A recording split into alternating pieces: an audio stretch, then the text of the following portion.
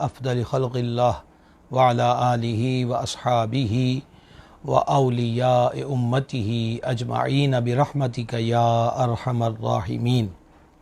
حضور سرور عالم، رحمت عالم، رسول مکرم، شفیع اعظم صلی اللہ تعالی علیہ وآلہ وسلم نے ارشاد فرمایا، حدیث پاک کا مفہوم ہے، تم جہاں کہیں بھی درود شریف پڑھو تمہارا درود پاک ہماری بارگاہ تک پہنچ جاتا ہے۔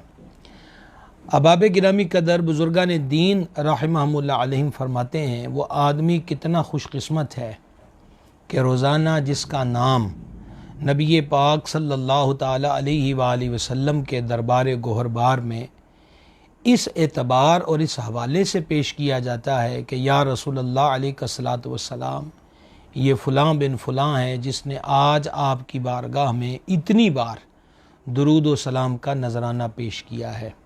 یقیناً اپنے غلاموں کے ہدیے نذرانے درود و سلام کی صورت میں دیکھ کر آقا کریم صلی اللہ تعالی علیہ وآلہ وسلم خوش ہوتے ہیں، تو ایسے بختور کی کیا شان ہے کہ جس سے حضور خوش ہوتے ہیں اور جس کا نام جان جہاں علیہ الصلاۃ والسلام کے دربار میں پیش کیا جاتا ہے۔ لہٰذا اس ذوق اور شوق اور اس حسین حسن عقیدت میں سرشار ہو کر درود و سلام پڑھنے کا شرف ہم سب کو حاصل کرتے رہنا چاہیے۔ اب بھی ہم سب مل کر بارگاہ عالی میں درود و سلام کا نذرانہ پیش کریں۔ الصلاۃ والسلام علیکہ یا سیدی یا رسول اللہ وعلی آلک وصحابک یا سیدی یا حبیب اللہ۔ گرامی قدر حضرات، پرسوں ہمارے سلسلہ علم و ادب میں قربانی کے فضائل و مسائل جو ہیں اس عنوان سے ہم نے گفتگو شروع کی تھی۔ کل موسم کے تغیر کے سبب نیٹ ورک پرابلم بھی تھی، ان وجوہات کی بنیاد پر آپ سے مخاطب نہ ہو سکے۔ آج انشاءاللہ تعالی سلسلہ کلام کو وہیں سے ہم آگے بڑھائیں گے۔ میرے سامنے اس وقت مشکات شریف ہے اور صاحب مشکات نے اس کو بخاری اور مسلم کے حوالے سے اس حدیث پاک کو نقل کیا۔ اس کے راوی حضرت سیدنا عقبہ بن عامر رضی اللہ تعالی عنہ ہیں۔ وہ بیان کرتے ہیں کہ ان النبی صلی اللہ تعالی علیہ وآلہ وسلم اعطاہ غنما یقسمها علی صحابتہ ضحایا، کہ نبی پاک علیہ الصلاۃ والسلام نے ان کو کچھ بکریاں عطا فرمائیں کہ وہ صحابہ کرام علیہم رضوان میں تقسیم کر دیں قربانی کے لیے۔ حضور پر نور صلی اللہ تعالی علیہ وآلہ وسلم خود اپنے غلاموں کو بھی جانور عطا فرماتے تھے قربانی پر، قربانی دینے کے لیے، جانور ذبح کرنے کے لیے۔ تو اس سے بھی قربانی کی اہمیت کا اندازہ لگایا جا سکتا ہے کہ جس بات کو ہم نے پرسوں بھی ڈسکس کیا کہ ایسی باتیں کرنا کہ قربانی کی جگہ پیسے جو ہیں وہ غرباء میں بانٹ دیے جائیں، تو آقا کریم علیہ الصلاۃ والتسلیم کے دربار سے ہی تو جود و سخا کا اور تصدق و خیرات کا سبق ملتا ہے، اور حضور پر نور علیہ الصلاۃ والسلام کا یہ معمول اقدس بخاری و مسلم کے حوالے سے کہ حضور خود صحابہ کرام علیہم رضوان میں جانور تقسیم فرمایا کرتے تھے۔ تو اس سے تو یہ معلوم ہوتا ہے کہ بیت المال ہو اور حکمرانی کے منچ پر دین کا درد رکھنے والے صاحب دین حضرات ہوں، تو ان کو تو یہ چاہیے کہ وہ لوگوں میں خود قربانی کے جانور تقسیم کریں، کہ وہ قربانیاں اپنی طرف سے ادا کریں۔ تو یہ رسول پاک صلی اللہ تعالی علیہ وآلہ وسلم کا انداز کرم ہے۔ اچھا، یہ بیان فرماتے ہیں کہ فباقی عتود، کہتے ہیں میں نے جو حکم والا کے مطابق جانور تقسیم کیے تو ایک 6 ماہی بکری کا بچہ جو تھا، یعنی کہ ایک بکری کا بچہ جس کی عمر 6 ماہ تھی، تو وہ بچ گیا۔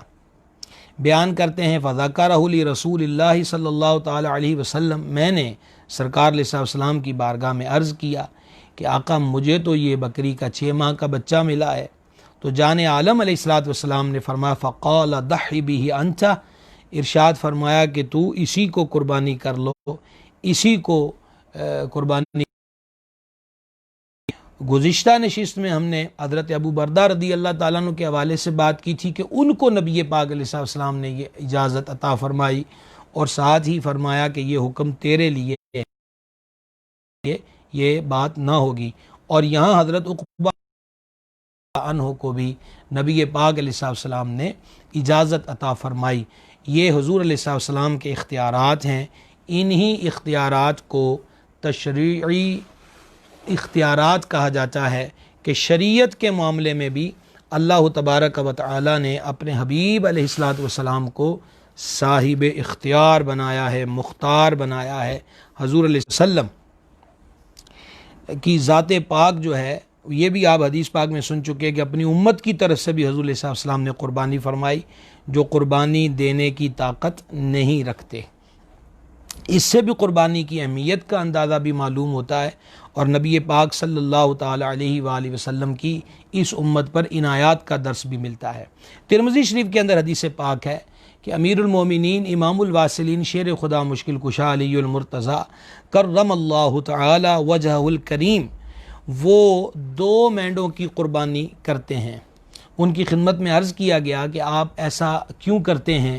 تو مولا کائنات کرم اللہ تعالی وجہ الکریم نے ارشاد فرمایا کہ رسول اللہ صلی اللہ تعالی علیہ وآلہ وسلم نے مجھے وصیت فرمائی کہ میں حضور علیہ السلام کی طرف سے، یعنی سرکار کے وصال شریف کے بعد قربانی کروں، لہٰذا یہ جو میں 2 جانور ذبح کرتا ہوں، یہ نبی مکرم شفیع اعظم صلی اللہ تعالی علیہ وسلم کی طرف سے بھی قربانی کرتا ہوں۔ یہ حدیث مبارک کا مفہوم میں نے ترمذی شریف کے حوالے سے آپ کے سامنے پیش کیا۔ اسی حدیث پاک سے کچھ مسائل آپ کی خدمت میں عرض کرنا چاہتا ہوں۔ پہلی بات تو یہ معلوم ہوئی کہ ایصال ثواب کی غرض سے اگر کوئی بندہ اپنے والدین کے لیے یا دیگر عزیز رشتہ داروں کے لیے یا اپنے اساتذہ کے لیے یا اپنے پیر و مرشد کے لیے قربانی کرنا چاہے تو ایسا کرنا جائز ہے۔ دوسری بات کہ جب قربانی کرنا ہے تو گھروں کے اندر ایک سوچ ہوتی ہے، مثال کے طور پر کسی کے والد صاحب یا والدہ صاحبہ کا انتقال ہو گیا، اب ان کے انتقال کے بعد پہلی بقر عید آئی اور گھر کے اندر معمول ہے کہ ایک جانور ذبح کرتے ہیں، تو اب ماں باپ کی محبت کے سبب بیٹے نے یہ فیصلہ کر لیا کہ اس بار میں یہ قربانی اپنے مرحوم والد کی طرف سے کروں گا یا جو والدہ مرحومہ ہے اس کی طرف سے کروں گا، تو ایسا کرنا جائز ہے۔ ایک چیز پہ غور کرنا ضروری ہے، وہ یہ کہ جس نے یہ جانور خریدا ہے آیا اس پر قربانی واجب ہے یا نہیں، خریدا ہے یا گھر کے اندر پالا ہے۔ اگر تو اس بندے پر قربانی واجب ہے، اور واجب ہونے کی شرائط ہم پچھلی نشست میں ذکر کر چکے کہ وہ صاحب نصاب ہے، تو اب اس پر اگر قربانی صاحب نصاب ہونے کی وجہ سے واجب ہے تو واجب کو ترک کرنا گناہ ہے، اور جو لوگ وفات پا گئے ان پر قربانی واجب نہیں، ان کے لیے کریں گے تو ایک نفلی عمل ہوگا، لیکن خود اپنی طرف سے نہ کی تو واجب کو چھوڑنے کی وجہ سے گناہ گار ہوں گے۔ تو اس کا بہترین طریقہ یہ ہے کہ قربانی اپنی طرف سے کی جائے، اور اپنی طرف سے کر کے ایصال ثواب اپنے جو فوت شدہ والدین ہوں یا اساتذہ ہوں یا مشایخ طریقت میں سے ہوں یا اپنی اولاد میں سے کوئی فوت ہو گیا ہو تو اس کو ایصال ثواب کر دیا جائے۔ انشاءاللہ تعالی خود بھی ثواب سے محروم نہیں رہے گا، اور جن کو ایصال ثواب کرے گا اللہ تبارک و تعالی کی رحمت سے کوئی بعید نہیں، اور اس کے خزانوں میں کوئی کمی نہیں، مالک کریم جل شانہ ان کو بھی ثواب عطا فرمائے گا۔ اگر خود پر واجب نہیں اور ویسے نفلی امر ہے تو اس اعتبار سے وہ چاہے فوت شدہ والدین کی طرف سے کر لے یا کسی بھی وفات پانے والے اعزاء اقربا کی طرف سے کر لے تو یہ بھی درست ہے۔ ایک اور چیز یہاں پر ابھی سے ذکر کر دی جائے، یہ مسائل میں سے اہم مسئلہ ہے کہ ایک ہے خود اپنی طرف سے جانور خریدا اور نیت اس پہ کر لی کہ یہ میرے فلاں مرحوم کی طرف سے ہے، مثال کے طور پہ والد صاحب فوت ہوئے ان کی طرف سے ہے، ایک تو یہ ہو گیا۔ دوسرا یہ ہے کہ جو فوت ہوا ہے اس نے وصیت کی، اتنا مال چھوڑ کر گیا کہ یہ پیسے ہیں میری طرف سے قربانی کر دینا۔ ان دونوں چیزوں میں کچھ احکام کے معاملے میں فرق ہے۔ جو خود کی اپنی طرف سے خود پیسے سے قربانی کا جانور لے کر اپنے فوت شدہ کے لیے کی، تو اب اس کو یہ اختیار حاصل ہے، وہ ایصال ثواب ہے، چاہے وہ سارا تصدق کر دے اور اس کے 3 حصے کر سکتا، مطلب وہ خود بھی کھا سکتا ہے۔ نمبر 2، اگر فوت شدہ کی وصیت کے مطابق قربانی کی اس کے مال میں سے، تو اب یہ حکم ہے کہ وہ سارے کا سارا جو گوشت ہے وہ فقراء میں، مساکین میں تقسیم کیا جائے گا۔ یہ اس کا بیٹا یا بیٹی یا بھائی یا بہن جس نے اس وصیت کرنے والے کی وصیت کو پورے کرتے ہوئے اس کے پیسے سے جانور خرید کے قربان کیا، یہ غنی ہے تو یہ خود اس میں سے کچھ نہیں کھائے گا، وہ سارے کا سارا گوشت جو ہے اس کو صدقہ کرنا پڑے گا۔ اس مسئلے کو بھی ذہن نشین رکھیے۔ اور پہلا وہ عرض کر دیا کہ ایک جانور ہے، خود پر واجب ہے تو اپنی طرف سے کرے، ایصال ثواب اپنے ماں باپ کو کر دے، اور اگر نفلی کام ہے تو پھر اس کو خود اس کا اختیار حاصل ہے کہ جس کی طرف سے چاہے وہ قربانی کر دے۔ آگے بڑھتے ہیں ہم۔ یہ صحاح کے اندر حدیث شریف ہے، سیدنا عبداللہ بن عمر رضی اللہ تعالی عنہما سے یہ مروی ہے کہ نبی پاک صلی اللہ تعالی علیہ وآلہ وسلم نے ارشاد فرمایا کہ مجھے یوم الضحیٰ کا حکم دیا گیا، اس دن کو اللہ تبارک و تعالی نے اس امت کے لیے عید بنایا، یعنی بقر عید کا جو دن ہے اللہ کریم نے اس کا حکم دیا ہے، اور اس دن کو ذی الحجہ کو اللہ کریم نے میری امت کے لیے اس کو عید بنایا ہے۔ ایک صاحب پاک صلی اللہ تعالی علیہ وآلہ وسلم کی بارگاہ بے کی، یا رسول اللہ الصلاۃ والسلام، میرے پاس منیہا کے سوا کوئی جانور نہ ہو تو کیا اسی کی قربانی کر دوں؟ یہ منیہا اس جانور کو کہتے ہیں جو دوسرے نے اس لیے دیا کہ یہ کچھ دنوں اس کے دودھ وغیرہ سے فائدہ اٹھائے پھر مالک کو واپس کر دے، یعنی اس کا اپنا جانور وہ نہیں ہے، وہ کسی کا دیا ہوا ہے اور اس نے اس سے واپس لے لینا، مطلب وہ جانور اس کی ملکیت میں نہیں ہے۔ تو عرض کیا یا رسول اللہ علیہ السلام، اگر اس کے علاوہ میرے پاس کوئی نہ ہو تو کیا میں اسی کی قربانی کر دوں؟ گی صدر الشریعہ علیہ رحمت اس کے بعد لکھتے ہیں، یعنی جس کو قربانی کی توفیق نہ ہو اسے ان چیزوں کے کرنے سے قربانی کا ثواب حاصل ہو جائے گا۔ یہ ہے نبی پاک صلی اللہ تعالی علیہ وسلم کی طرف سے اس امت پر مزید عنایات اور نوازشات کا عالم۔ ایک حدیث پاک اور ملا لیں اور پھر اس کے بعد انشاءاللہ اس پر میں تفصیلی بات آپ کی خدمت میں عرض کرتا ہوں۔ یہ مسلم و ترمذی، نسائی اور ابن ماجہ کی حدیث پاک ہے۔ ام المومنین سیدتنا ام سلمہ رضی اللہ تعالی عنہا سے روایت ہے، حضور پر نور صلی اللہ تعالی علیہ وآلہ وسلم نے ارشاد فرمایا، جس نے ذی الحجہ کا چاند دیکھ لیا اور اس کا ارادہ قربانی کرنے کا ہے تو جب تک قربانی نہ کرے بال اور ناخنوں سے نہ لے، یعنی بال بھی نہ کٹوائے اور ناخن بھی نہ کٹوائے۔ اب ہم دونوں کو ملا کر کچھ مسائل اس کے تحت آپ کی خدمت میں عرض کرتے ہیں، غور کے ساتھ اس کو سماعت فرمائیے گا۔ جس بندے کا ارادہ قربانی کرنے کا ہے تو ماہ ذی الحج کا چاند جب نظر آ جائے تو اس کے بعد وہ اپنے ناخن نہ کاٹے، داڑھی شیف کا خط وغیرہ بنواتا ہے تو اب نہ بنوائے، سر کے بال نہ کٹوائے، زیر بغل زیر ناف بال بھی، یعنی وجود سے بال نہ لے۔ ایک بات۔ نمبر 2، کیا اگر کسی نے جس کا ارادہ قربانی کرنے کا ہے اور اس نے چاند دیکھنے کے بعد ناخن کاٹ لیے یا بال کٹوا لیے تو اس سے اس کی قربانی پر کوئی اثر پڑے گا؟ تو اس کا جواب ہے کہ نہیں، ایسا کر لینے سے قربانی پر کوئی اثر مرتب نہیں ہوگا، یعنی ایسی بات نہیں ہوگی کہ اس بندے سے یہ کہا جائے کہ اس نے چونکہ بال وغیرہ کٹوا لیے ہیں تو اب اس کی قربانی نہیں ہوگی یا اس کو قربانی کا ثواب نہیں ملے گا، ایسی بات۔ یہ استحبابی امر ہے، سیدی اعلیٰ حضرت رحمۃ اللہ نے فتاوی رضویہ شریف میں تفصیل سے بیان کیا۔ امر یعنی حکم کی کئی اقسام ہیں، تو یہ امر وجوب کے لیے نہیں ہے بلکہ یہ استحبابی امر ہے کہ اگر ایسا عمل کیا جائے تو یہ ثواب کا کام ہے، اور اگر کسی نے چاند نظر آنے کے بعد بھی ناخن وغیرہ کٹوا لیے تو اس صورت میں وہ گنہگار نہیں ہوگا اور اس کی قربانی پر بھی کوئی اثر نہیں پڑے گا۔ ہاں، ایک صورت ایسی ہے کہ جس میں ضروری ہو جائے گا بال وغیرہ ناخن وغیرہ کاٹنا، کہ زیر بغل زیر ناف بالوں کے مونڈنے کی یا ناخنوں کو کاٹنے کی مدت جو ہے وہ اینڈ مدت 40 دن بیان کی گئی ہے۔ تو اب اگر مثال کے طور پر اس بندے کو 35 دن گزر گئے تھے، چاند نظر آیا تو اب مزید ملائیں گے تو 45 دن گزر جائیں گے، 40 سے آگے بڑھے گا تو وہ اس معاملے کے اندر غلطی کا ارتکاب کرے گا۔ تو ایسی صورت میں اس پہ تو ضروری ہے کہ یہ بالوں کی صفائی وغیرہ کا جو عمل ہے اس سے فراغت حاصل کر لے۔ اسی ضمن میں ایک اور گزارش کہ یہ منظر کثرت سے دیکھنے کو ملتا ہے کہ جن حضرات نے قربانی کرنا ہوتی ہے وہ جب چاند نظر آ جاتا ہے تو 7ویں 8ویں دن ہی ان کے چہروں سے علامات ظاہر ہونے لگ جاتی ہیں کہ یہ صاحب بھی ماشاء اللہ قربانی کا ارادہ رکھتے ہیں، یعنی ان کے چہرے کی جو شیو ہوتی ہے بڑی ہوئی وہ اس بات کی گواہ ہوتی ہے۔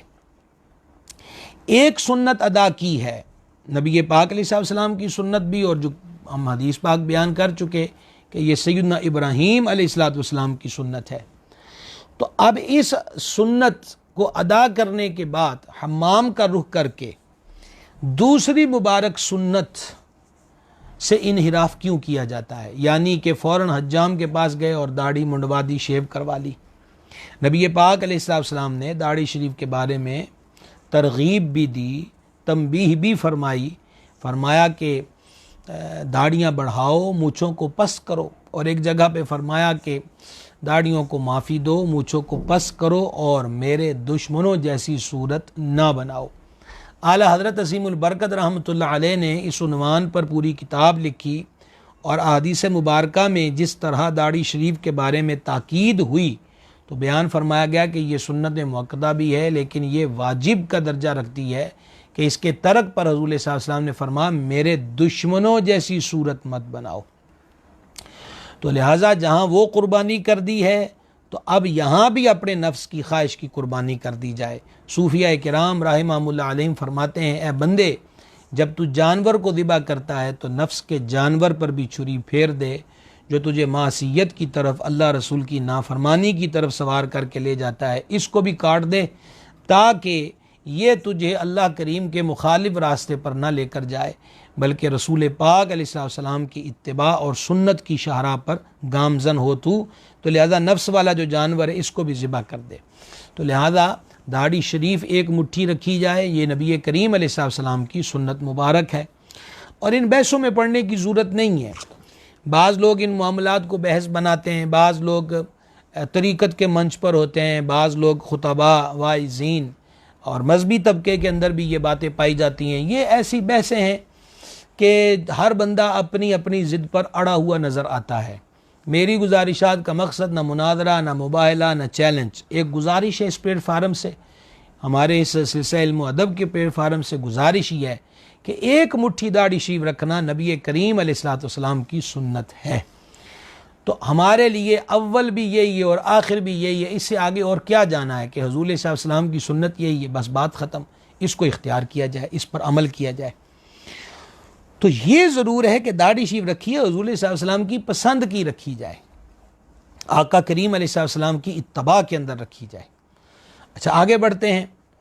دوسرا جو معاملہ ہے کہ جو حضرات قربانی کی استطاعت نہیں رکھتے، قربانی دینے کی طاقت نہیں رکھتے، ان کے لیے یہ ایک مبارک چیز جو ہے وہ یہاں پر بیان ہو گئی کہ جس کا ارادہ قربانی کا ہو اور وہ جانور اس کے پاس نہ ہو تو وہ ایسا کرے۔ حضرت حکیم الامت مفتی احمد یار خان نعیمی رحمۃ اللہ علیہ فرماتے ہیں جو قربانی نہ کر سکے وہ بھی اس عشرہ یعنی ذوالحجۃ الحرام کے ابتدائی 10 ایام میں حجامت نہ کرائے، بقرہ عید کے دن بعد نماز عید حجامت کرائے، انشاءاللہ تعالی قربانی کا ثواب پائے گا۔ تو اس لیے جنہوں نے قربانی نہیں بھی کرنی تو وہ بھی اس امر کو اختیار کریں کہ وہ نماز عید پڑھنے کے بعد اپنے ناخن کٹوا لیں اور داڑھی شریف نہ منڈوائیں بلکہ خط بنوا لیں، بالوں کو سیٹ کروانا ہو تو سیٹ کروا لیں۔ تو انشاءاللہ تعالیٰ کیونکہ اچھوں کی نقل بھی فائدہ دیتی ہے، تو لہٰذا جو قربانی کی استطاعت اور طاقت نہیں رکھتے وہ اس امر کو، اس انداز کو، اس طریقہ کار کو اختیار کریں۔ گرامی قدر حضرات، اب ہم ایک قدم اور آگے بڑھتے ہیں۔ یہ چیز بیان کی گئی تھی کہ ایک بکرے کو کہہ دینا کہ یہ سارے گھر والوں کی طرف سے ہے، یہ ہم اب ہم آتے ہیں گائے اور اونٹ کی طرف۔ گائے اور اونٹ میں 7 افراد شریک ہو سکتے ہیں۔ شرکا کے لیے ان باتوں کا خیال لازمی طور پہ رکھا جائے. ہم خود کسی کے ساتھ حصہ ڈالنے لگے ہیں یا کوئی ہمارے ساتھ بڑے جانور میں شریک ہونا چاہتا ہے تو سب سے پہلے ضروری اور بنیادی بات ہے کہ ہم کسی کے ساتھ شریک ہوں یا کوئی ہمارے ساتھ شریک ہو تو وہ صحیح العقیدہ ہو، یعنی وہ بد عقیدگی جو حد کفر تک پہنچتی ہے اس کو اختیار نہ کیے ہوئے ہو. سادہ لفظوں میں کہہ لیجئے کہ وہ بے ادب و گستاخ نہ ہو، صحیح العقیدہ ہو، اللہ تبارک و تعالیٰ کی بارگاہ کا، نبی کریم علیہ الصلوۃ والسلام کی بارگاہ کا، حضرات صحابہ کرام، حضرات اہل بیت اعظام و حضرات اولیاء کرام علیہم رضوان، ان سے حسن عقیدت رکھتا ہو، ان سے عداوت اور بیر اور بغض نہ رکھتا ہو، ایسے بندے کے ساتھ حصہ ڈالیے اور ایسے بندے کو اپنے ساتھ قربانی میں شریک کیجیے. نمبر 1. نمبر 2، ساتوں افراد کی نیت تقرب اللہ کی ہونی چاہیے، صرف اور صرف تقرب اللہ، اللہ تبارک و تعالیٰ کے لیے، اللہ تعالیٰ کا قرب پانے کے لیے یہ اس بندے کی نیت اور ارادہ ہونا چاہیے. اگر کوئی بندہ اس نیت سے شریک ہوا کہ جیسے ہمارے کہتے ہیں یار جانور بڑا اچھا ہے، اس میں سے گوشت بڑا بہتر نکلے گا، گول گول بوٹیاں مل جائیں گی، کباب بنائیں گے، شامی بنائیں گے، تکے بنائیں گے، ہاں جی کتنا حصہ ہے جی 15,000 روپے، انہوں نے کہا کوئی ایسی بات نہیں ہے، 15,000 اس میں ڈال دیتے ہیں. تو اب نیت اس کی کیا ہے؟ گوشت حاصل کرنا. 6 افراد کی نیت قربانی کی ہو اور 7ویں فرد کی نیت محض گوشت حاصل کرنا ہو تو کسی کی بھی قربانی نہیں ہوگی. یہ بات ذہن میں رکھیے گا. تو جس طرح نیت میں فطور ہوگا تو کسی کی قربانی نہیں ہوگی، باقی 6 کو بھی لے ڈوبے گا. اسی طرح اگر عقیدے میں فطور ہوگا تو کسی کی قربانی نہیں ہوگی، وہ باقیوں کو بھی لے ڈوبے گا. اس بات کا لحاظ رکھا جائے. قربانی ہے، اس کو فارمیلٹی سمجھ کر سہل پسند نہیں ہو جانا چاہیے اور ایسی ضروری باتوں کو اگنور ہرگز نہیں کرنا چاہیے، وگرنہ گوشت ہی حاصل ہوا ہے، وہ جو قربانی ہے وہ کسی صورت بھی ادا نہیں ہوگی. سب شرکا. نمبر 3، یہ مسئلہ بڑے جانور میں شرکا کے اعتبار سے نہایت ہی اہم ترین مسئلہ ہے. گھر کے اندر 9 افراد پر قربانی واجب تھی، وہ ہم پہلے دن ذکر کر آئے کہ بالغ ہو، مقیم ہو، مسلمان ہو، صاحب نصاب ہو، اس پہ قربانی واجب ہے. اس اعتبار سے 9 افراد پہ قربانی واجب تھی. اور اونٹ ہو یا گائے ہو یا بھینس ہو، اس میں 7 افراد شریک ہو سکتے ہیں. اور اس میں بھی یہ شرط ہے کہ وہ جو 7 افراد شریک ہونے ہیں کسی کا حصہ بھی ایک حصے سے کم نہیں ہونا چاہیے. اگر ایک حصے سے کم ہوا تو پھر وہی پرابلم آ جائے گی کہ قربانی نہیں ہوگی. اچھا جی، اب یہ تو آپ کو معلوم ہے کہ 7 افراد شریک ہو سکتے ہیں. گھر کے اندر تھی 8 یا 9 افراد پہ قربانی واجب، اور مطلقاً یہ کہہ دیا کہ یہ سارے گھر والوں کی طرف سے قربانی ہے، تو اگر وہ 8 ہوئے 9 ہوئے تو کسی کا بھی ایک حصہ پورا نہ ہوا تو نتیجہ کیا نکلا کہ کسی کی طرف سے بھی قربانی نہ ہوئی. اس لیے اس پرابلم سے بچنے کے لیے بہترین طریقہ یہ ہے کہ افراد کو معین کر لیا جائے کہ میرے گھر کا مثلا والدہ 1 ہو گئی، والد 2 ہو گئے، یہ بذات خود ہے یہ 3 ہو گیا، آگے اس کی بیوی ہے وہ 4 ہو گئے، ایک اس کا بیٹا ہے 5 ہو گئے، ایک اس کی بیٹی ہے 6 ہو گئے، ایک بہو کی طرف سے 7 ہو گئے. یہ میں آپ کو مثال دے رہا ہوں. تو اس میں رد و بدل جو جس کی مرضی ہو وہ اپنے افراد پر مبنی ایسا کر سکتا ہے. لہٰذا 7 افراد کو معین کر لیا جائے، ان کے نام مقرر کر لیے جائیں، نیت کر لی جائے کہ ہمارے فیملی ممبران میں سے یہ 7 افراد ہیں جن کی طرف سے یہ گائے یا اونٹ یا بھینس یا کٹا جو ہے وہ ہم اس کو قربان کر رہے ہیں. یہ طریقہ درست ترین طریقہ ہے، وگرنہ 8 یا 9 پر قربانی واجب ہوئی اور کا سب کی طرف سے کر دی تو پھر یاد رکھیے کہ کسی کی طرف سے بھی قربانی نہیں ہوگی، کہ 7 میں سے کسی کا بھی حصہ ایک حصے سے کم نہیں ہونا چاہیے. یہ بات ذہن نشین رکھیے گا. اچھا جی، اب ہم آ جاتے ہیں، ابھی بھینس کی بات بھی ہوئی اور کٹے کی بات بھی ہوئی، اس ضمن میں ہم آ جاتے ہیں کیا بھینس کی قربانی جائز ہے؟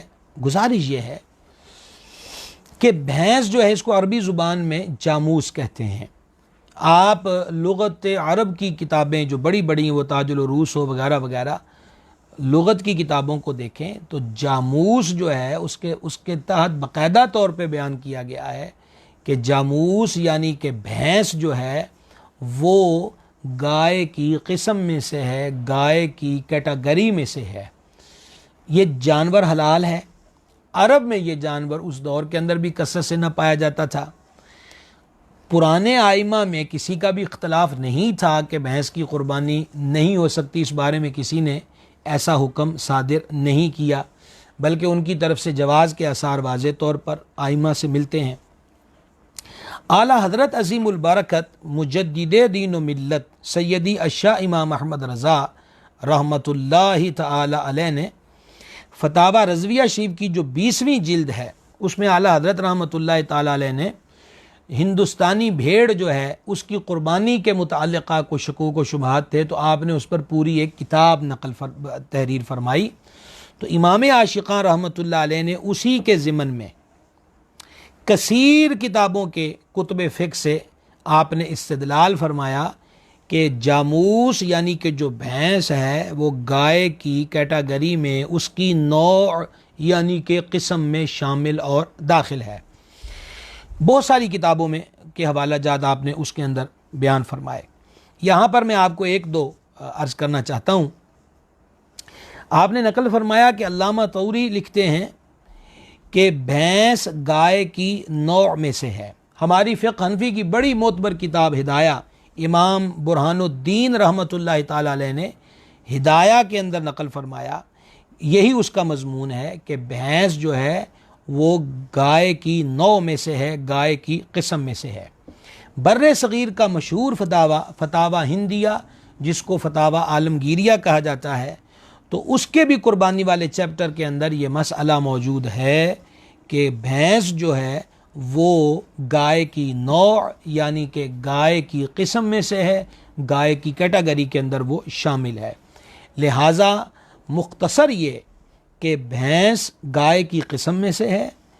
فقہائے کرام نے واضح طور پہ لکھا، میں نے دو حوالے آپ کے سامنے رکھے ہیں، فتاوی عالمگیری سے اور ہدایہ سے، اور ان دونوں نے قربانی والے باب کے اندر اس مسئلے کو بیان کیا، جہاں جانوروں کی اقسام کا ذکر کیا کہ بھینس جو ہے وہ گائے کی نوع یعنی کہ قسم میں سے ہے، اس کیٹاگری میں یہ شامل ہے۔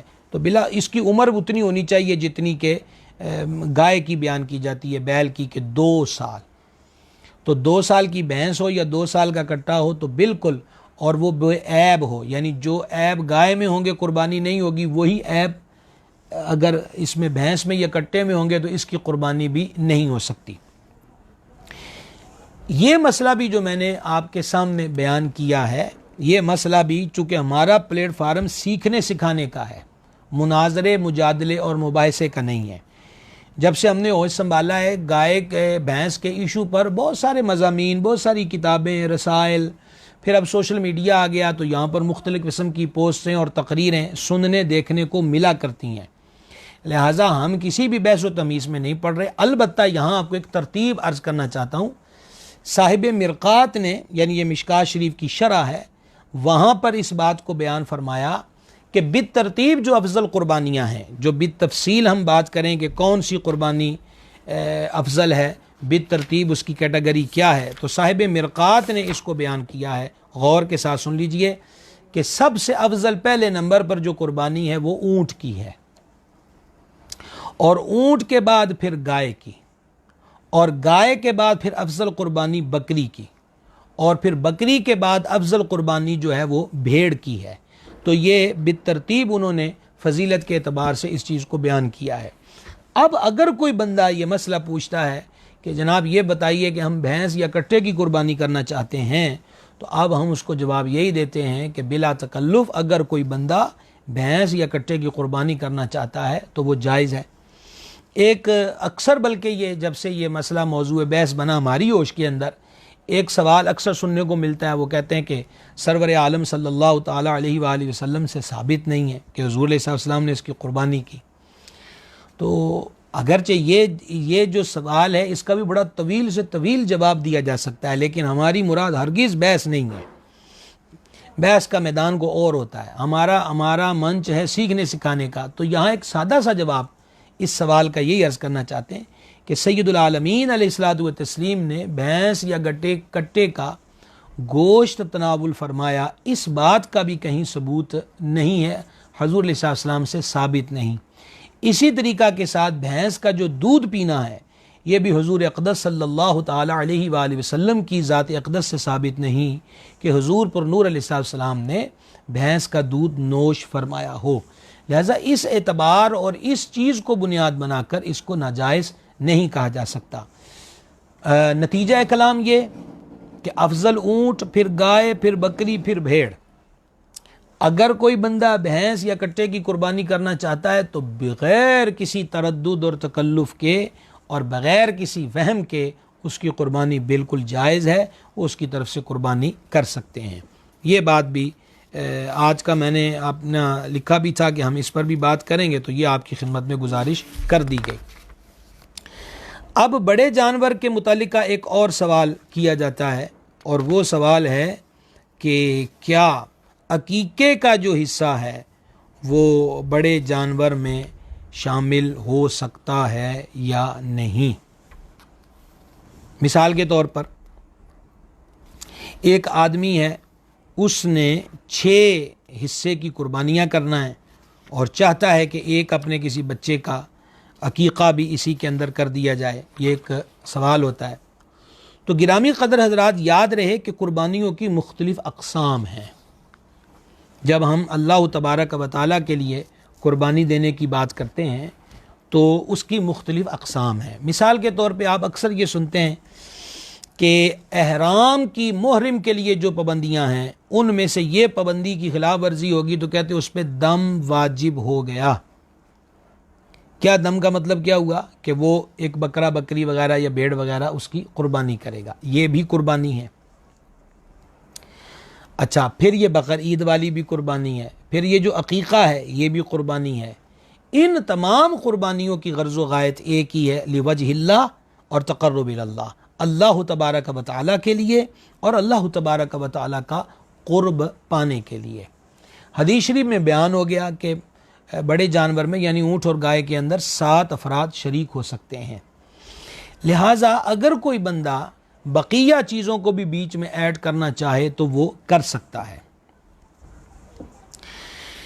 یہاں پر آپ کے سامنے یہ بیان کرنا چاہتا ہوں، بہار شریعت میں صدر الشریعہ بدر الطریقہ سیدی مفتی محمد امجد علی اعظمی رحمۃ اللہ تعالیٰ علیہ نے بہار شریعت کا جو 15واں حصہ ہے، آپ نے اس کے اندر رد المحتار کے حوالے سے اور فتاوی رضویہ شریف کی جو 20ویں جلد ہے اس کے اندر بھی یہ مسئلہ موجود ہے کہ اگر کوئی شخص 7 حصوں میں سے کچھ حصے عقیقے کے لیے مقرر کر لے تو جائز ہے، کہ عقیقہ بھی تقرب کی ایک صورت ہے۔ یہ امید کرتا ہوں کہ آپ نے اس مسئلے کو سماعت فرما لیا ہوگا۔ ہاں، اب اگلا سوال یہاں پر یہ پیدا ہوتا ہے کہ کتنے حصے مقرر کیے جائیں گے۔ تو یہ بھی علماء کرام نے بیان فرمایا ہے کہ بہتر یہ ہے کہ بڑے جانور میں لڑکے کی طرف سے 2 حصے اور لڑکی کی طرف سے 1 حصہ مقرر کیا جائے۔ اگر گنجائش نہیں بچتی تو پھر 1 حصہ بھی لڑکے کی طرف سے عقیقے میں رکھا جا سکتا ہے، جس طرح کہ 1 حصہ لڑکی کے لیے رکھا جاتا ہے۔ تو یہ دوسرا مسئلہ بھی آپ کی خدمت میں بحوالہ عرض کر دیا گیا، اس میں کوئی ابہام نہیں ہے، کوئی پرابلم نہیں ہے کہ اگر کوئی بندہ اس میں عقیقے کا حصہ شامل کرنا چاہتا ہے بڑے جانور میں تو وہ کر سکتا ہے، یہ جائز ہے، روا ہے، درست ہے، اس میں کسی قسم کی کوئی قباحت موجود نہیں ہے۔ ایک یہ چیز بھی بنیادی تھی جو آپ کی خدمت میں عرض کر دی گئی، آپ کے گوش گزار کر دی گئی۔ اسے ایک قدم اور آگے بڑھا لیں، اور یہ ایک اہم ترین مسئلہ، اگرچہ اس کو ہم کل تفصیل سے جانور سے ریلیٹڈ جو مسائل ہیں وہ انشاءاللہ کل کی ہماری نشست اس بارے میں ہوگی۔ کیا گھابن بکری یا گائے کی قربانی ہو سکتی ہے؟ یعنی کہ حاملہ بکری کی یا اونٹنی کی یا گائے کی قربانی ہو سکتی ہے، اور اگر اس کی قربانی کر دی گئی تو اونٹنی یا گائے یا بکری کے پیٹ سے زندہ بچہ نکلا، اس کے بارے میں شریعت کا کیا حکم ہے؟ یہی سوال اعلیٰ حضرت عظیم البرکت مجدد دین و ملت الشاہ امام محمد رضا قادری رحمۃ اللہ علیہ سے ہوا تو آپ نے اس کا جواب ارشاد فرمایا، دودھ کے جانور یا گھابن کی قربانی اگرچہ صحیح ہے مگر ناپسند ہے۔ یہاں صحیح سے مراد یہ ہے کہ اگر کسی نے کر دی تو قربانی ہو جائے گی۔ ناپسند کیوں ہے؟ کہ حدیث پاک میں اس سے ممانعت فرمائی گئی، اور وہ ممانعت کا ذکر سنن ابن ماجہ میں موجود ہے، جس کا اشارہ اعلیٰ حضرت رحمۃ اللہ علیہ نے فتاوی رضویہ شریف میں دیا۔ تو اگر غنی کوئی ہے اور وہ یہ آثار دیکھ رہا ہے کہ گائے یا بکری یا اونٹنی گھابن ہے، تو اس کو چاہیے کہ وہ دوسرے جانور کی قربانی کرے، اس کے لیے بہتر انسب مناسب یہی ہے۔ البتہ اگر اس نے یہ کر دی تو اس کی طرف سے قربانی اس کی ہو جائے گی۔ اب اگلا سوال تھا کہ اگر اس کے پیٹ سے کوئی بچہ نکل آیا تو صدر الشریعہ بدر الطریقہ سیدی مفتی محمد امجد علی اعظمی رحمۃ اللہ علیہ بہار شریعت کے 15ویں حصے میں فرماتے ہیں، اس لیے گھابن جانور کی قربانی سے اجتناب کرنا بہتر ہے، اور اگر پیٹ سے زندہ بچہ نکل آئے تو اسے ذبح کیا جا سکتا ہے اور اس کا گوشت کھانا بھی جائز ہے۔ اگر مرا ہوا بچہ ہو تو اسے پھینک دے، وہ مردار ہے۔ لیکن ایک اور چیز بھی یہاں قابل توجہ ہے کہ بکری کے پیٹ سے یا گائے کے پیٹ سے یا اونٹنی کے پیٹ سے زندہ بچہ نکل آیا، جب اس کو ذبح کیا، اب اس زندہ کو زندہ ہی رکھا گیا، محفوظ رکھا گیا۔ اب آ گئی اگلی بقر عید، اور اب اس کا ارادہ ہے کہ میں اس کو اس سال کی قربانی میں اس کو ذبح کر دوں، تو علماء کرام نے لکھا کہ اس سال کی قربانی میں وہ اسے ذبح نہیں کر سکتا، اس طرح اس کی قربانی نہیں ہوگی۔ اگر اس کو قربان کیا ہے تو وہ سارا گوشت جو ہے وہ تصدق کر دے، نمبر 1، یا پہلے تک تھا اس نے اس کو زندہ ہی رکھا ہوا تھا تو زندہ کا زندہ ہی اس پہ صدقہ کرنا ضروری تھا، وہ اس کو اب استعمال میں نہیں لا سکتا۔ یہ مسئلہ ذہن نشین رکھیے گا، یہ مسئلہ بیان ہوا ہے کہ اگر کسی کے پیٹ سے زندہ بچہ نکل آیا، یہ حکم اس کے بارے میں آپ کے گوش گزار کیا گیا ہے۔ اب ایک اور معاملے کی طرف بڑھتے ہیں، نابالغ کی طرف سے قربانی کا کیا کیا جائے؟ نابالغ کی طرف سے اگرچہ قربانی واجب نہیں مگر کر دینا بہتر ہے، اور نابالغ بچے کی ماں باپ کو اجازت لینا بھی اس سے ضروری نہیں ہے، کیونکہ وہ اجازت کا اہل نہیں ہے۔ تو اگر ماں باپ اپنے نابالغ بچے کا بڑے جانور میں بھی حصہ رکھ دیں یا اس کی طرف سے الگ جانور قربان کر دیں تو یہ بہتر عمل ہے، جائز عمل ہے۔ بالغ اولاد، بیٹا بیٹیاں جو بالغ ہیں وہ، یا زوجہ کی طرف سے اگر قربانی کرنا چاہتا ہے، مثلا ایک بندہ ہے وہ اپنے بالغ بیٹے بالغ بیٹی کی طرف سے یا اپنی بیوی کی طرف سے قربانی کرنا چاہے تو ان سے اجازت طلب کرے۔ اگر ان سے اجازت لیے بغیر کر دی تو ان کی طرف سے واجب ادا نہیں ہوگا۔ یہ مسئلہ فتاوی عالمگیری اور بہار شریعت میں دونوں جگہ درج ہے۔ شوہر اگر بیوی کی طرف سے قربانی کرنا چاہتا ہے تو بیوی سے اجازت لے، باپ اگر اپنی بالغ اولاد کی طرف سے قربانی کرنا چاہتا ہے تو ان سے اجازت لے۔ اگر اجازت کے بغیر قربانی کر دی تو ان کی طرف سے واجب ادا نہیں ہوگا۔ ہاں، اب ایک کیٹیگری ہے، اجازت کی 2 قسمیں ہیں،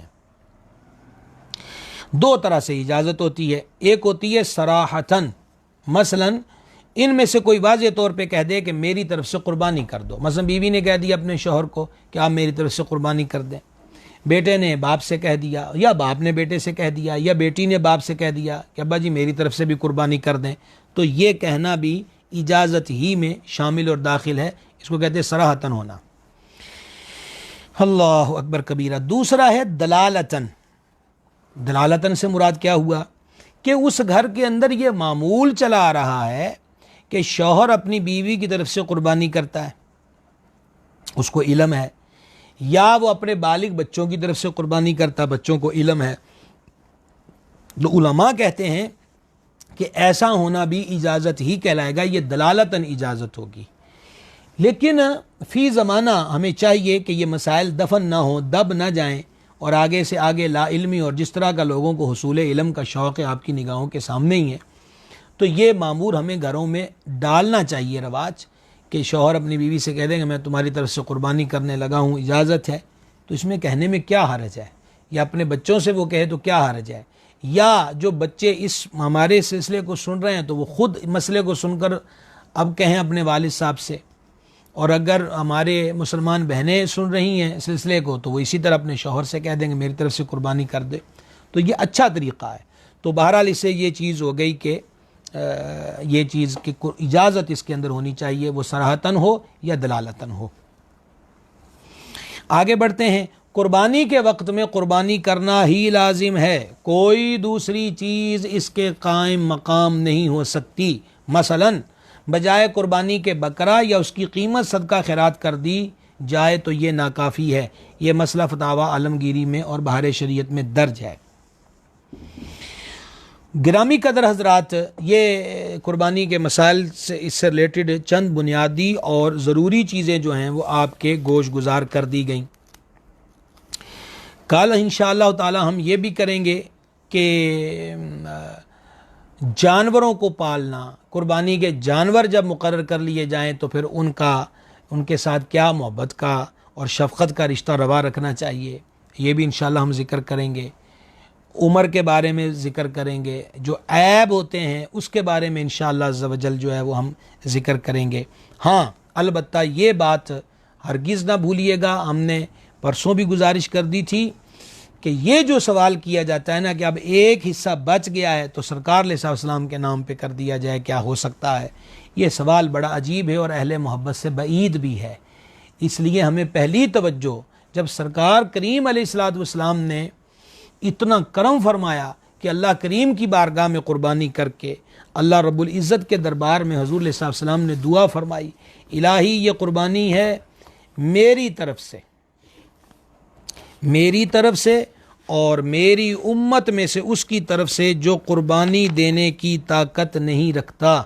یہ آقا کریم رؤوف الرحیم صلی اللہ تعالی علیہ وآلہ وسلم کی اس امت پر عنایت ہے، اس امت پہ حضور علیہ السلام کی مہربانی ہے۔ تو ہمیں کیا کرنا چاہیے کہ ہم یہ کہیں جناب کہ اب بچ گیا ہے تو کیا ایسا کر سکتے ہیں؟ یہ بڑی عجیب بات ہے۔ ہمیں پہلے رکھنا ہی یہ چاہیے کہ نبی پاک صاحب الاولاق صلی اللہ تعالیٰ علیہ وسلم نے ہم پر جس طرح مہربانیاں فرمائی ہیں، جس طرح حضور علیہ السلام نے کرم نوازی فرمائی ہے، تو جو نہ بھولا ہم غریبوں کو رضا، یاد اس کی اپنی عادت کیجیے۔ جی سوالات ہیں فرمائیے۔ خاوند علی صاحب کا سوال ہے کہ چھوٹے بچوں کی طرف سے قربانی کا کیا حکم ہے؟ کیا نابالغ کی طرف سے قربانی کر سکتے ہیں؟ ہاں میرا خیال ہے کہ سوال کے دوران ہی ہمارا جواب عرض ہو چکا کہ نابالغ بچے اور بچی پہ قربانی واجب نہیں، اگر اس کے والدین اس کی طرف سے کریں تو یہ بہتر ہے، اور اگر نہ کی تو کوئی گناہ گار نہیں ہوگا، کیونکہ نابالغ بچے اور بچی پہ قربانی واجب نہیں ہے۔ دوسرا سوال محمد مدثر صاحب کا ہے، قربانی کس صورت میں فرض ہے؟ انسان کے پاس کتنی مالیت ہونی چاہیے؟ اس کے والا جو سلسلہ علم و ادب میں پہلی قسط ہے اس قربانی کے فضائل و مسائل کی، اس کو ضرور سن لیں، ہم نے پوری تفصیل اس میں بیان کی ہے۔ لیکن اب یہ عرض یہ ہے کہ 52.5 تولے چاندی جس بندے کے پاس ہو، نمبر 1، یا 52.5 تولے چاندی جتنے پیسوں کی بنتی اتنے پیسے ہوں، نمبر 3، یا اتنے پیسوں کا مال تجارت ہو، اور اگر وہ مقروض ہے تو پیسے ادا کرنے کے بعد اس کے بعد اتنا نصاب بچتا ہو تو ایسے بندے پہ قربانی واجب ہے، اور یہ مال حاجات اصلیہ سے زائد ہو۔ حاجات اصلیہ کے بارے میں عرض کر دیا گیا، ضروریات زندگی کی وہ چیزیں کہ جن کے بغیر گزر اوقات مشکل ہو جائے، رہنے کا مکان، پہننے کے کپڑے، امور خانہ داری کے برتن، بستر، ضروریات زندگی میں شامل ہے۔ وہ دکان جس میں بیٹھ کے کام دھندا کرنا ہے وہ اس کی ضروریات زندگی میں ہے۔ یا ایک فرد کسی شعبے سے ریلیٹڈ ہے، اس شعبے کے اوزار، اشیاء جن سے وہ کام کرتا ہے، یہ اس کی ضروریات زندگی میں شامل ہیں۔ اس سے ہٹ کر جو اضافی چیزیں ہوں گی، اور میں نے اس میں گزارش کی تھی کہ بسا اوقات گھروں کے اندر ڈیکوریشن پیسز ایسے ہوتے ہیں، بڑے بڑے گھروں کے اندر جو لاکھوں لاکھ ان کی مالیت ہوتی ہے، وہ ضروریات زندگی کا حصہ نہیں ہے کہ ان کے بغیر بھی زندگی آسانی سے گزر جاتی ہے۔ لہٰذا ایسے سامان کو بھی اس مالیت میں اکاؤنٹ کیا جائے گا۔ تھوڑا سا سونا ہے، تھوڑا سا تھوڑی سی نقدی، پرائز بانڈ پڑے ہیں، بیرون ملک کی کرنسی پڑی ہوئی ہے، سب کو ملا لیا جائے، وہ 52.5 تولے چاندی کو پہنچ جائیں، تو ایسے بندے پہ قربانی واجب ہے، اور اس پہ سال گزرنا شرط نہیں ہے، یہ یاد رہے۔ وہ جو 3 دن قربانی کے ہیں، ان دنوں کے اندر جب بھی اس کے اندر ایسی شرائط پائی گئیں تو ایسے بندے پہ قربانی واجب ہوگی۔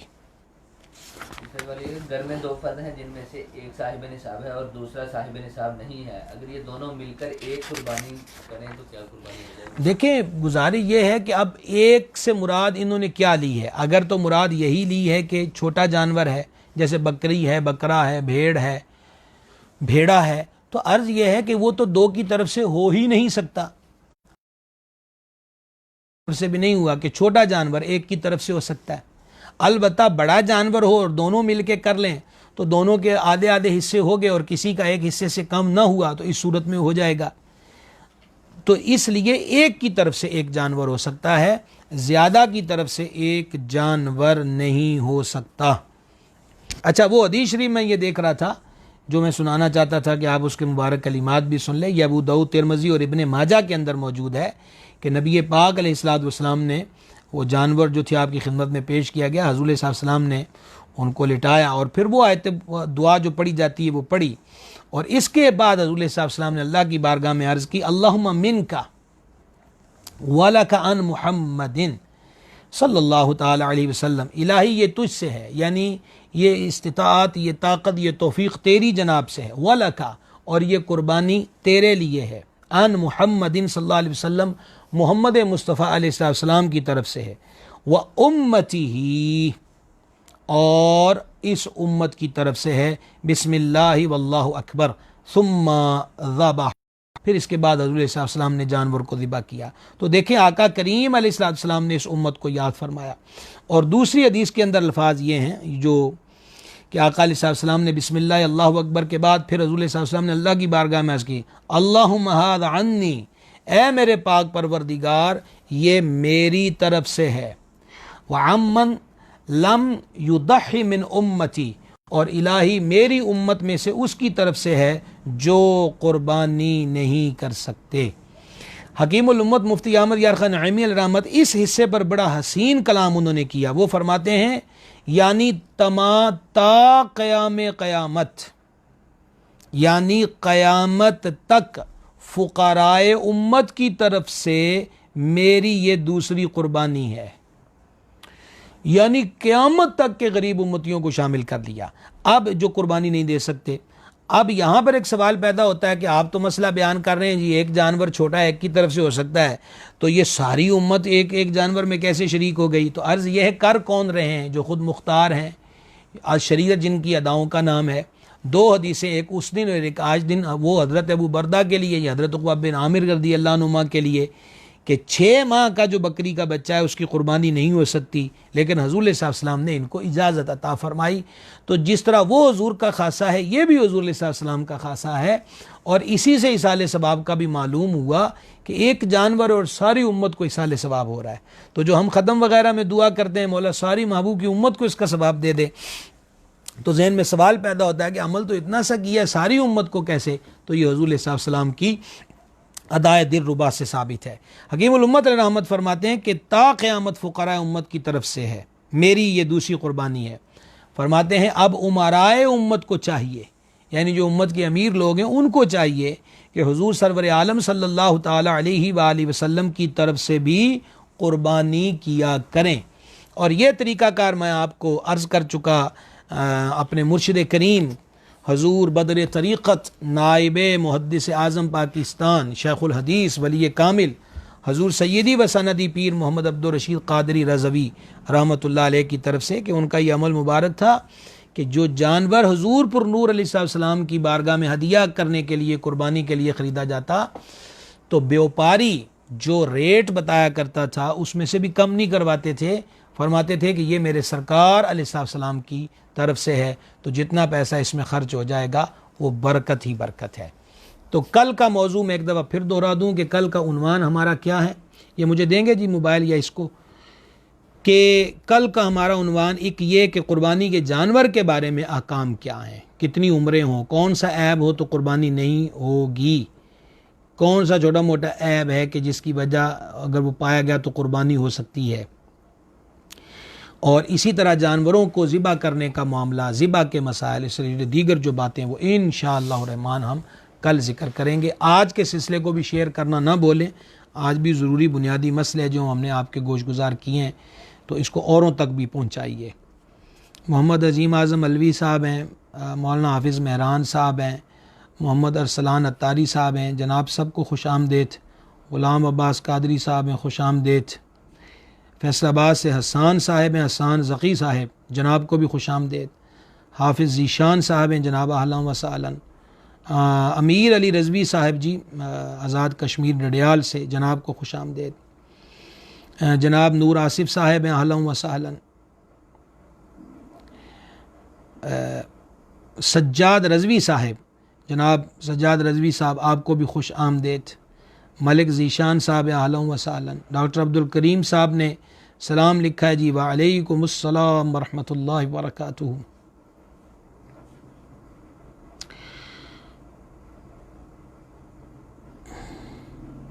سخاوت علی صاحب ہیں جی، گڑھ سے، خوش آمدید۔ پرنس لقمان صاحب، محمد لقمان صاحب ہیں، جناب کو بھی خوش آمدید۔ محمد مدثر صاحب ہیں، خوش آمدید۔ محمد لقمان صاحب نے سلام لکھا ہے جی، وعلیکم السلام ورحمۃ اللہ وبرکاتہ۔ جی الحمدللہ، اللہ رسول کا کرم ہے، میں ٹھیک ہوں، شکر الحمدللہ، اللہ سب پہ اپنا فضل و کرم فرمائے۔ محمد مدثر صاحب ساہیوال سے سلام لکھا ہے جی، وعلیکم السلام ورحمۃ اللہ۔ ملک عثمان صاحب ہیں، جناب کو خوش آمدید۔ زیب بٹ صاحب ہیں، جناب کو ویلکم جی۔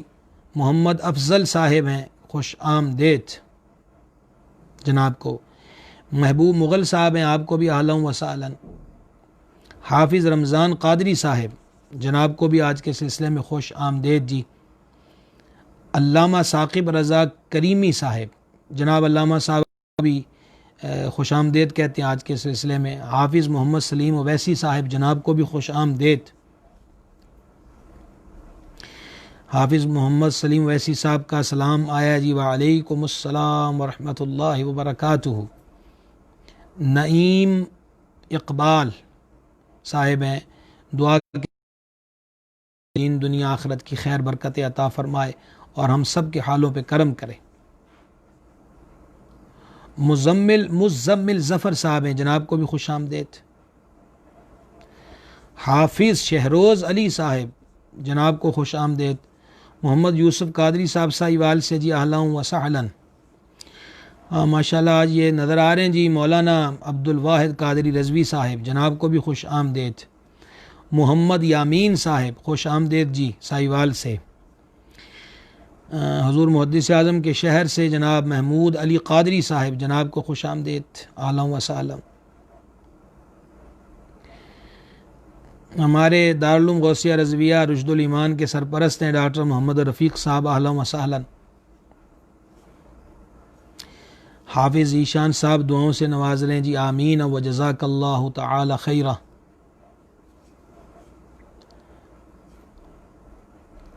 حافظ عبد القدیر صاحب، جناب کو بھی خوش آمدید جی۔ ماشاءاللہ کراچی سے جناب مولانا محمد ثقلین عبد الرحمن صاحب، یہ ماشاءاللہ بڑے اچھے رائٹر ہیں، فاضل ہیں اور شاعر بھی ہیں۔ مولانا محمد ثقلین عبد الرحمن صاحب کراچی سے، خوش آمدید جناب کو۔ محمد افتخار حسین صاحب، خوش آمدید جی آپ کو بھی۔ حافظ محمد عرفان چشتی صاحب، چشتی صاحب آپ کو بھی اہلا و سہلا۔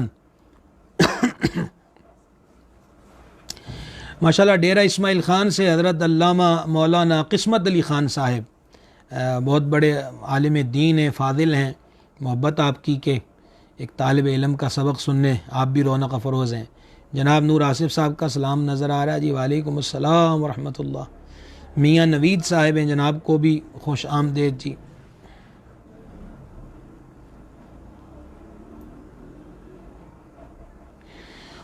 محمد مدثر صاحب نے سوال کیا جی، رہنمائی فرمائیں کہ انسان ہر سال قربانی کرتے تھے، اب کچھ حالات کی وجہ سے نہیں کر سکتے، اس کے دیکھیں آپ سن چکے ہوں گے کہ قربانی واجب ہونے کی کیا شرائط ہے، تو اگر وہ نہیں پائی جاتی تو وہ ان کے لیے تو حکم ہی نہیں ہے کہ وہ لازم طور پہ قربانی کریں، ایسی بات نہیں ہے۔ اگر صاحب نصاب نہیں ہے، حالات اس طرح کے سازگار نہیں ہیں تو وہ نہ کرے، لیکن اگر صاحب نصاب ہے، مثلا چاندی اتنی پڑی ہوئی ہے لیکن نقدی نہیں ہے، تو چاندی بیچ کر پھر جانور خریدے، یا یہاں تک علماء نے لکھا کہ قرض لے اور قربانی کرے کیونکہ اس پہ واجب ہے۔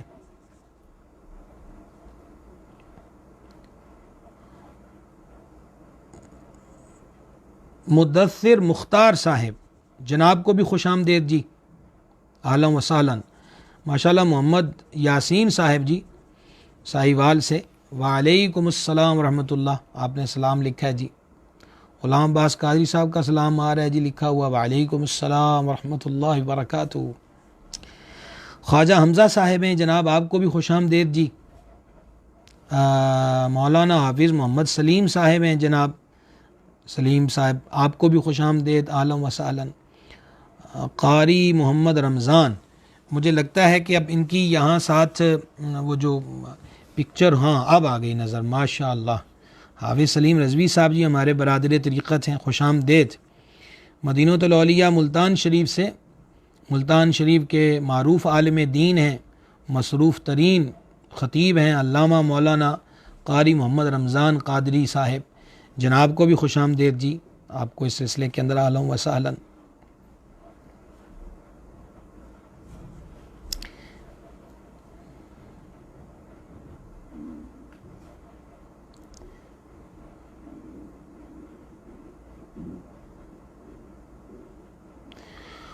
محمد انعام الحق صاحب، خوش آمدید جناب انعام الحق صاحب آپ کو بھی۔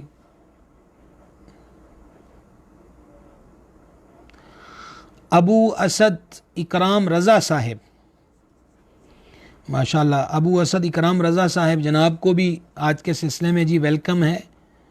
آپ نے دعا کے لیے لکھا ہے، اللہ کریم آپ کو اور ہمیں بھی خدمت دین اور دین متین پر قائم رکھے، استقامت عطا فرمائے۔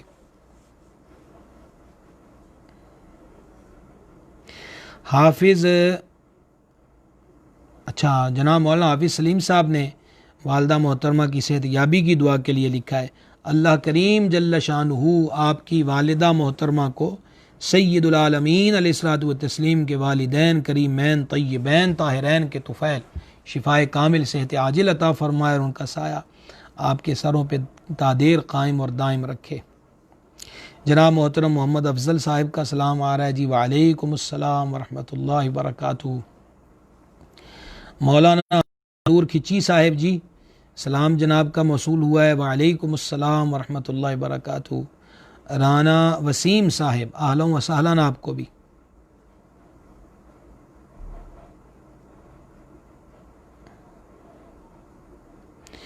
ماشاءاللہ زاہد محمود صاحب، زاہد بھائی فیصل آباد سے جی، زاہد بھائی آپ کو بھی ویلکم، خوش آمدید، اہلا و سہلا۔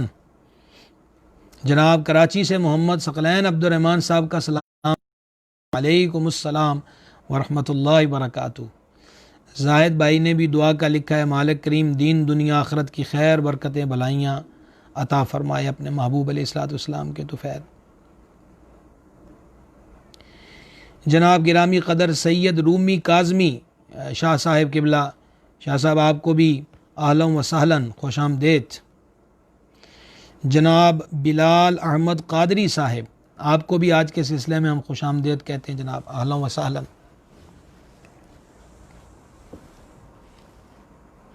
ماشاءاللہ سید معظم بخاری صاحب، جناب شاہ صاحب سلام لکھا ہے جی، وعلیکم السلام ورحمۃ اللہ وبرکاتہ، اہلا و سہلا۔ سانگلہ ہل سے جناب سیفی ساؤنڈ والے بھائی ہیں، ماشاءاللہ یہ بھی ابتدائی دنوں سے ہمارے ساتھ اس قافلے میں شریک ہیں، بہت سارے احباب، آپ کو بھی خوش آمدید۔ ثاقب جی آپ کو بھی خوش آمدید جی.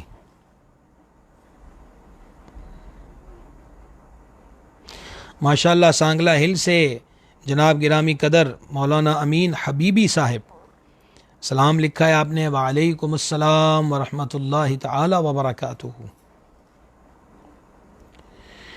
جناب محمد طارق رضا صاحب جناب کو بھی خوش آمدید جی آج کے سلسلے میں. ماشاء اللہ آزاد کشمیر کا بڑا اپر کا علاقہ ہے سماہنی سے جناب مولانا حافظ اعجاز صدیقی صاحب جناب کو جی خوش آمدید. سب کشمیر والوں کو سلام. خورشید اتاری صاحب سلامتی کی دعا اللہ کریم آپ کو اور ہمیں سب کو سلامتیاں دونوں جہانوں کی عطا فرمائے. ماشاءاللہ جی رفیق بھٹی صاحب محمد رفیق بھٹی صاحب جناب سمندری سے ہیں. خوش آمدید آپ کو. اچھا پشاور والے بھی آگے نظر. محمد فاروق خان صاحب سلام لکھا ہے جی. وعلیکم السلام ورحمۃ اللہ وبرکاتہ. دعا دے رہے ہیں جزاک اللہ خیر واحسن الجزاء. جناب سہیل اسلم انصاری صاحب آپ کو بھی ویلکم ہے جی. سید مدثر شاہ صاحب جناب شاہ صاحب آپ کو بھی خوش آمدید. اہلا و سہلا.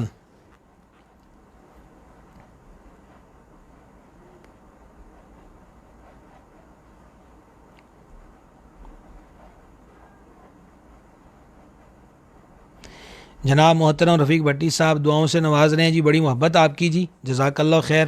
اللہ تعالیٰ سلامت رکھے. حافظ عمر صاحب ہیں جناب ویلکم آپ کو. ماشاء اللہ خطیب شہیر علامہ مولانا محمد عدنان شکور قادری صاحب فیصل آباد سے جناب کا سلام آیا جی. وعلیکم السلام ورحمۃ اللہ تعالی وبرکاتہ. امین حبیبی صاحب کا سلام ہے جی. وعلیکم السلام ورحمۃ اللہ تعالی وبرکاتہ. ماشاء اللہ حضرت علامہ مولانا حسان رضا صاحب فیصل آباد سے نوابہ والا سے خوش آمدید جناب کو. جناب صدام سعیدی صاحب سلام لکھا ہے آپ نے. وعلیکم السلام ورحمۃ اللہ وبرکاتہ.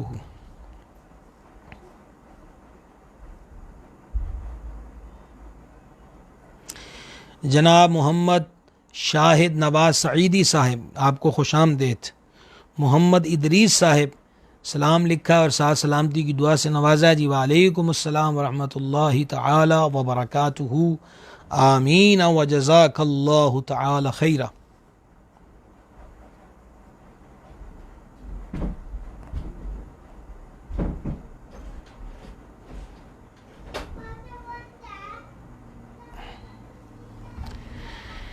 ہاں سب حضرات سے گزارش ہے کہ مناسب خیال فرمائیں تو اس کو شیئر کیا کریں زیادہ سے زیادہ جہاں تک یہ پہنچ جائے سلسلہ. جناب حافظ وقار صاحب آپ کو بھی خوش آمدید جی. اہلا و سہلا.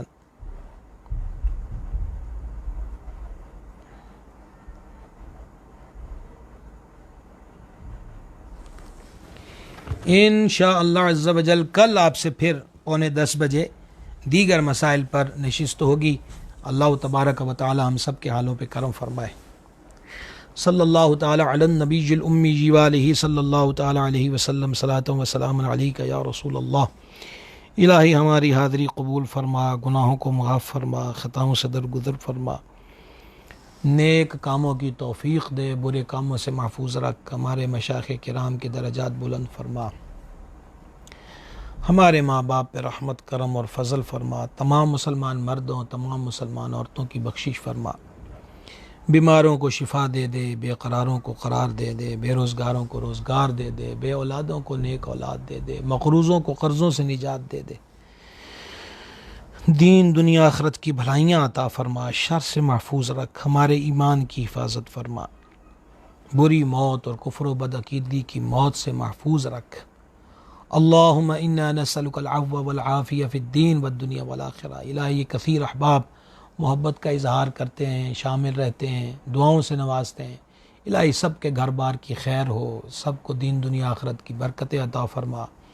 جنہوں نے دعاؤں کے لیے کہا ان کی دعاؤں کو شرف قبولیت عطا فرما، سب کی جائز حاجات کو پورا فرما۔